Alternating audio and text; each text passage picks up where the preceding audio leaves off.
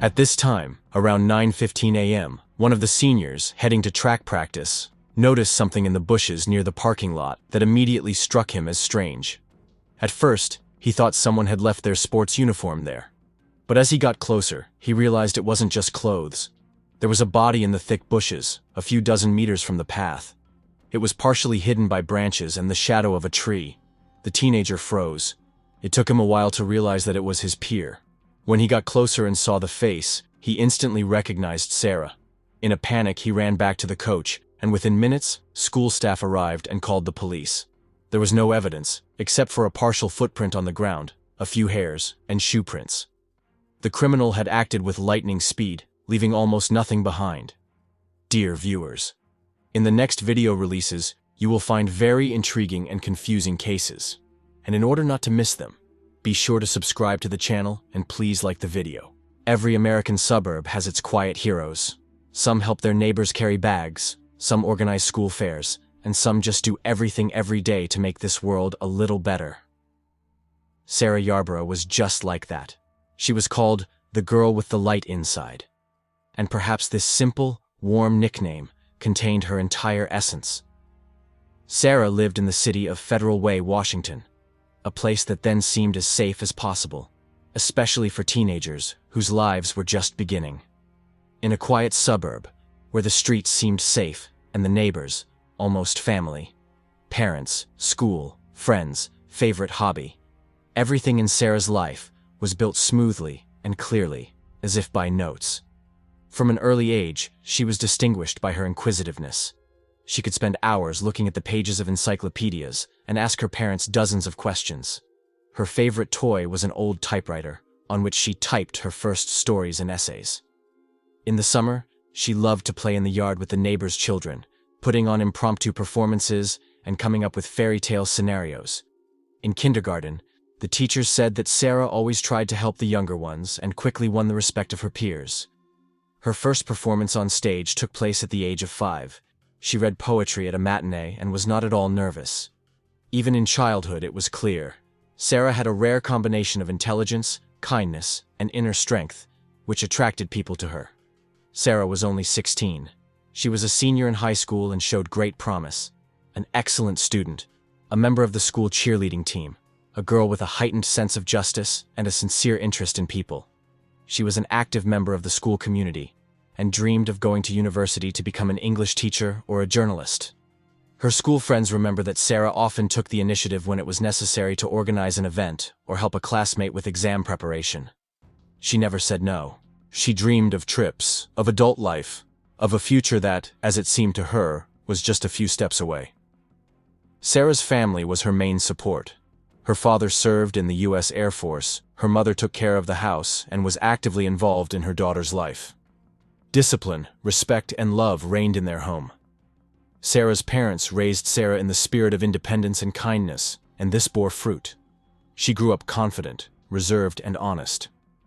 On weekends, Sarah volunteered at the local library, and in the evenings she rehearsed with the team for performances for school competitions. Relatives said that Sarah was always collected. She had a clear plan, and she moved according to it confidently and without unnecessary doubts. The dance team occupied a special place in her life. It was not just a section. It was her second family. The girls spent hours training together, supporting each other, sharing dreams and fears. Sarah stood out in particular, not only because of her natural grace, but also because of her leadership qualities. She didn't just perform elements, she inspired others to be better. From an early age, Sarah showed an interest in literature, especially the classics, and dreamed of one day writing herself. In elementary school, teachers immediately noticed her focus, responsibility, and desire for knowledge. She often took books from the library, read voraciously, and made detailed notes in her diary. Sarah loved animals. They had a dog named Benny at home, with whom she was never separated even on walks. In middle school, she was accepted into a program for gifted children, where she especially excelled in English and history. Not only was she an excellent student, but she was also actively involved in the life of the school, from organizing charity fairs to working on the school newspaper. Her friends said that she was easy to be with. She knew how to listen, support, and never put herself above others. Sarah dreamed of going to the University of Washington and planned to major in journalism. In her free time, she kept a notebook where she wrote down her thoughts, sketches of future stories, and descriptions of interesting events. In her room, she kept a board with photos of her dreams, traveling around Europe, New York, reporting on a major event. At school, even older students respected her. Sarah was the person they turned to for advice and example. She had few friends, but each of them said that Sarah was the kind of person you could trust with everything. Her parents said that she was older than her years. So mature and meaningful were her actions and reasoning. Sarah was already making a plan for admission, writing an admissions essay, and dreaming of a big, meaningful life. The morning of December 14th, 1991, was like any other winter Saturday in the suburb of Federal Way, Washington. The day began quietly. A slight frost hung in the air. Warm lights flickered in the windows of houses, and the streets were almost deserted. It was an ordinary Saturday, which many teenagers looked forward to with impatience. Some were going to the skating rink, others to the mall, and Sarah Yarborough was supposed to go to another competition as part of the school dance team. The girl was awake early, not because of anxiety or nervousness. She was organized and punctual. Everything in her schedule was going according to plan. Her uniform was packed, her hair was done, her sweatshirt with the team logo was neatly put on. She knew that the bus carrying the team on the road trip would be waiting for them in the school parking lot, and she decided to arrive a little early to make it all happen. Without saying goodbye to her parents, as sometimes happens in a hurry, Sarah left the house. At that moment, no one, not her family, not her friends, not even she herself, could have predicted that things would go wrong. The school Sarah attended was located in a quiet area where crime was extremely rare. Car doors were left unlocked, greeting neighbors was the norm, and teenagers felt free to walk home after school even at dusk. It was not a crime-ridden place, and perhaps this is what created a false sense of complete safety for everyone. According to witnesses, Sarah arrived at the school grounds at about 8 a.m. The bus, for some reason, was late. The area was almost empty. Classes were not held on Saturdays, and only team members and staff were expected to show up within the next hour. Sarah, as always, decided not to waste time and headed closer to the bus stop. She was seen near the stadium, alone, in a green uniform, with a backpack over her shoulders. Several people would later confirm that the girl looked calm, showed no anxiety, and did not talk to anyone. What happened in the next 30 to 40 minutes still raises many questions. Some believe that she got too close to a parked car where an unknown person was. Others believe that the perpetrator had been waiting for her in advance, knowing the school team's routine. But at that moment, neither the cameras nor the witnesses recorded any signs of danger. No screams, no struggle, no panic. It was as if she had disappeared. When other team members began to arrive, Sarah's absence did not initially cause alarm. They thought that she had been delayed, gone inside the school, or changed her mind about going. However, when the bus was ready to leave at the appointed time and Sarah had not shown up, the team coach began calling the parents. That was when alarm first arose. Sarah had never been late, had never disappeared without warning. It was not in her nature. Her father confirmed over the phone that his daughter had left home a long time ago. The mother said she was ready and in a fighting mood. A quick search of the school grounds began. It was at this time, around 9:15 a.m., that one of the seniors, heading to track practice, noticed something in the bushes near the parking lot that immediately struck him as strange. At first, he thought someone had left their sports uniform there. But as he got closer, he realized it wasn't just clothes. There was a body in the thick bushes, a few dozen meters from the path. It was partially hidden by branches and the shadow of a tree. The teenager froze. It took him a while to realize that it was his peer in front of him. When he got closer and saw the face, he instantly recognized Sarah. In a panic, he ran back to the coach, and within minutes, school staff arrived on the scene and called the police. Within an hour, the area was cordoned off, and the investigation began. Later, forensic experts would establish that Sarah was attacked suddenly, without the opportunity to defend herself or escape. Her death happened quickly, and that is the most frightening part. Everything happened in a flash, and no one, even those nearby, heard anything suspicious. There were signs of a struggle on the body, indicating an attempt at resistance, but it was short-lived. The circumstances of the crime indicated that the attacker acted confidently, as if he knew what he was doing. The police immediately began searching for possible witnesses. They questioned school staff, passers-by, parents who came to pick up their children, but no one saw anything suspicious. This became the main problem. The crime occurred literally a step away from civilized space, but went unnoticed. No evidence was found except for a partial footprint on the ground, a few hairs and shoe prints. There were no weapons or personal belongings of the victim nearby that could indicate a motive or the identity of the attacker. There were 0 phone records, and there were no security cameras on the school grounds at the time. The only things investigators could rely on were the victim's profile and the behavior of the perpetrator. It was obvious that the attack was not random. The perpetrator either knew that Sarah would be there alone, or was there at the right time for him. Investigators considered various versions: a local assailant, a stranger driving by, perhaps even someone from the school circle. But none of these hypotheses received real confirmation in the first days. The search for suspects dragged on, and the pressure on the police grew. Journalists literally waited outside the school. Microphones and television cameras were placed on every corner. The first articles appeared with headlines, "Murder in the Heart of the School Campus," and "Shadow over Federal Way." Parents of other school children began to be afraid to let their children go out alone. The school administration increased security, and there were demands to install cameras. But nothing could bring back the main thing: a sense of security. Sarah's death became a turning point for the city. After this incident, no one here believed in absolute peace and comfort anymore. The police sent out notices throughout the area. Volunteers were gathered who combed the neighborhood in search of any evidence, but everything turned out to be in vain. The murder, committed on a weekend morning, near an operating educational institution, with a large number of potential witnesses, remained a mystery. Law enforcement officers were faced with a case that defied the usual algorithms. There was no motive, no obvious connection to the victim, no criminal past, no threats, nothing to cling to.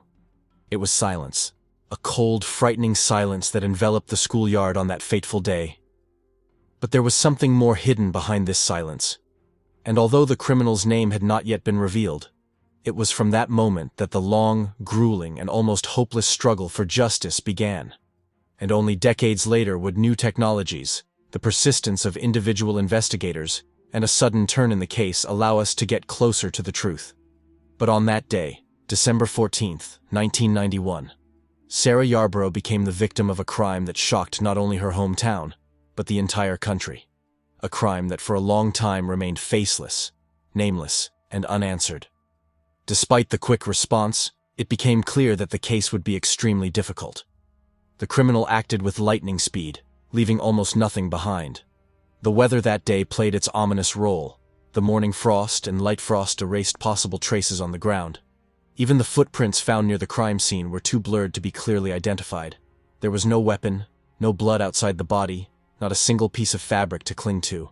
But the most frightening thing was something else. All this happened in daylight, on the territory of an operating school, and no one saw anything. Initially, investigators worked with classic versions: random attack, kidnapping followed by murder, sexual crime. Soon, pathologists confirmed that the girl was attacked sexually. This strengthened the assumption that the murder was not planned, but was the result of a sudden impulse of the criminal, possibly a stranger. However, for the team working on the case, there was no doubt. The crime could not have been completely spontaneous. The question was different. Who could have decided to commit such an act in a place where the risks of being noticed were so high? Mass interrogations began. The police questioned everyone who was near the school in the morning hours: teachers, parents, students, random passers-by. Dozens of pages of reports were compiled. Some claimed to have seen a young man near the parking lot. The description varied, from a fair-haired teenager to an adult man in a dark jacket. One woman said that she noticed a strange man walking quickly towards the forest belt near the school. But these testimonies were vague. No one could describe a specific person. The investigation actively searched for witnesses in nearby residential areas. analyzed lists of registered sex offenders in the area. More than 100 people were checked. The evidence was sent to the labs. DNA samples found on Sarah's body were entered into the CODIS database, a federal system that stores information on the genetic profiles of convicted criminals. But none of the samples matched. This meant only one thing. The criminal had never come to the attention of law enforcement before. In desperation, investigators turned to criminal profilers. The FBI provided consultants who tried to recreate a psychological portrait of the killer. According to their version, the criminal was young, acted confidently, did not feel fear, and perhaps had already committed similar acts in the past, but was not caught. He could have been familiar with the school grounds, or at least had been watching it in advance. Given that Sarah was attacked in a short period of time, the criminal was probably following her or waiting for the right moment. He did not take the body with him, did not try to hide it. This indicated that his goal was not to hide the crime, but the act itself. And yet the evidence did not say who he was. Over time, the investigation activity began to wane. The city continued to live, but with a shadow cast over it. The parents of school children demanded reports. The school administration introduced additional security measures. An empty space was left in the classroom where Sarah studied, and her photo was hung on the wall of the gym. Journalists did not leave the topic for several more months, but, as often happens, interest faded over time. The police continued to work, quietly, without loud press releases, but systematically. Periodically, false leads appeared. Someone reported a suspicious man. Someone confessed to the crime, only to later find out that this was an attempt to attract attention to themselves. 1992 came. Then, 1993. The Sarah Yarborough case began to be considered cold, although formally it remained open. Folders with materials filled entire drawers, but there was no result. Investigators changed, retired, new ones came. And each new investigator began with the hope that he would find something that the previous ones had not noticed. Sometimes they really managed to find details. For example, a thread was found that could have belonged to the criminal's jacket, or a witness was found who, years later, remembered a strange phrase heard that day. But all these finds remained without the main thing: a name. The real breakthrough happened many years later, already in the 2010s, when genetic expertise made a qualitative leap. Methods of comparative DNA analysis for family ties were developed, which began to be used in work with cold cases. The investigation decided to recheck the samples taken from Sarah's body once again. The DNA sample that was on the evidence was tested again and digitized for a more in-depth check. Through genealogical databases, where people voluntarily uploaded their DNA profiles in order to find relatives, experts managed to track down several distant matches. It was possible to identify a family line that led to a specific surname: Peterson. Then the investigation began to act selectively. They checked all the men of this family, checked their age, location, connections to Federal Way. And finally, one person came into view: Matthew Jeremy Peterson. He lived in Utah, had no criminal record, and outwardly did not fit the old wanted lists. But his age matched. In 1991, he was 17 years old, the very age that would not have allowed his DNA to be included in the database at that time. His family really lived near Federal Way, and relatives confirmed that he often walked near the school, even when he was not a student. In 2019, it was decided to take a DNA sample from him, under the guise of checking for related diseases. The result shocked the investigation. The match was complete. It was him. The arrest took place almost 28 years after Sarah's murder. The news shook not only his hometown, but the entire country. People could not believe that such a terrible crime had gone unpunished for so long. Under questioning, Peterson denied guilt. He said he didn't remember anything from that day, that he was too young, that he would never hurt anyone. His demeanor remained calm, almost detached. But the evidence against him was overwhelming. The DNA found on Sarah's body, and the logistics of his movements reconstructed from old evidence. It was a historic case, the first in King County history to be solved through genealogy research. But for Sarah's parents, her friends and teachers, it wasn't a technological achievement, but a long-awaited resolution to a decades-long nightmare. Those who had cherished her smile, her voice, her kindness for decades now had a name: the name of the man who had cut short a young girl's life. But with an answer, society faced another question: how to live with the knowledge that evil could remain invisible for so long. Since Matthew Jeremy Peterson's arrest in 2019, the Sarah Yarborough case has gained new momentum. After nearly 3 decades of silence, one of Washington state's most tragic and mysterious stories was finally coming to an end. But now the investigation had to go through an equally difficult path. In the courtroom, the age of the crime, the lack of living witnesses who could further corroborate anything, and the lack of a direct confession. All this turned the case into a unique legal case, which attracted the attention of not only the residents of Federal Way, but the entire country. Peterson's lawyers immediately began to build a line of defense. Their arguments were simple. The prosecution has no evidence other than DNA, and the crime itself occurred almost 30 years ago. The statute of limitations, the memories of witnesses, the possibility of loss of evidence, all this must be taken into account. In addition, the defense argued that genetic testing through family ties, although legal, raises serious ethical questions. The court had to decide whether it was acceptable to use such methods in a criminal trial, especially when a person had never given up their own sample voluntarily. On the other hand, the prosecution presented the case as a major precedent. King County prosecutors emphasized that Peterson's DNA was found on the victim's body, and the match was complete. He was in town at the time of the crime, was the same age as the offender's profile, and had the opportunity to be on school grounds. Moreover, his life story matched the assumptions of behavioral analysis. Withdrawn, unsociable, previously noted for displays of aggression in youth, changing schools, problems with adaptation in society. The trial began in 2022, after 2 years of preliminary hearings and disputes over the admissibility of evidence. Already in the first sessions, it became clear that this would be an emotional and difficult trial. Sarah's former teachers, her school friends, and even former investigators, long retired, came to the courtroom. Many of them did not hide their tears. For them, this was not just a case. It was the end of a personal tragedy that remained unanswered for almost their entire lives. The prosecution built a step-by-step chronology of that morning of December 14, 1991. Old photographs of the school, the parking lot, the surrounding area were shown. Witnesses told how Sarah always arrived early, how she left her car, how she walked along her usual route to the dance hall.